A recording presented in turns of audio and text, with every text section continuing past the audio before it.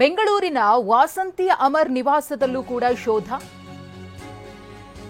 IAS ಅಧಿಕಾರಿ ವಾಸಂತಿ ಅಮರ್ ಅವರ ಮನೆಯಲ್ಲೂ ಕೂಡ ಶೋಧ ಕಾರ್ಯ ಮುಂದುವರೆದಿದೆ.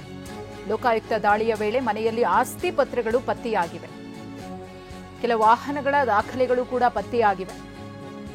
ಈ ಹಿಂದೆ ಸ್ಪೆಷಲ್ ಡಿಸಿ ಆಗಿದ್ದ ಸಮಯದಲ್ಲಿ ಕೇಸಾಗಿತ್ತು. ನೆಲಮಂಗಲದಲ್ಲಿ ಜಮೀನನ್ನು ಅಕ್ರಮವಾಗಿ ವರ್ಗಾವಣೆ ಮಾಡಿದ್ದಾರೆ ಅಂತ ಈ ಸಂಬಂಧ ವಾಸಂತಿ ವಿರುದ್ಧ ಪ್ರಕರಣ ಕೂಡ ದಾಖಲಾಗಿತ್ತು. ಅದರ ಜೊತೆಗೆ ಬೇರೆ ಬೇರೆ ಆರೋಪಗಳು ಕೂಡ ಕೇಳಿಬಂದಿತ್ತು. ಈ ನಿಟ್ಟಿನಲ್ಲಿ ಲೋಕಾಯುಕ್ತ ಅಧಿಕಾರಿಗಳು ದಾಳಿಯನ್ನು ಮಾಡಿದ್ದಾರೆ.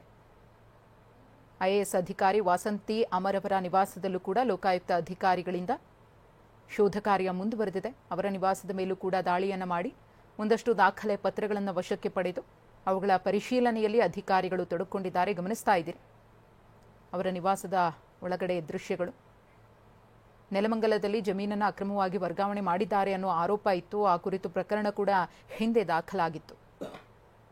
ಅದರ ಜೊತೆಗೆ ಆದಾಯ ಮೀರಿ ಆಸ್ತಿ ಗಳಿಕೆ ಮಾಡಿದ್ದಾರೆ ಅಂದರೆ ಅಕ್ರಮ ಆಸ್ತಿ ಗಳಿಕೆಯ ಆರೋಪವೂ ಕೂಡ ಕೇಳಿಬಂದಿತ್ತು. ಬೆಂಗಳೂರಿನ ನಿವಾಸ ಸೇರಿದಂತೆ ವಾಸಂತಿ ಅಮರ್ ಅವರಿಗೆ ಸೇರಿದ 3 ಕಡೆ ದಾಳಿಯನ್ನು ಮಾಡಲಾಗಿದೆ. ಆರ್ಟಿ ನಗರದ ನಿವಾಸದಲ್ಲೂ ಕೂಡ ದಾಳಿಯಾಗಿದೆ. ಅಲ್ಲೂ ಕೂಡ ಪರಿಶೀಲನೆ ಮುಂದುವರೆದಿದೆ ಲೋಕಾಯುಕ್ತ ಅಧಿಕಾರಿಗಳಿಂದ. ಡಾಕ್ಟರ್ ವಾಸಂತಿ ಅಮರ್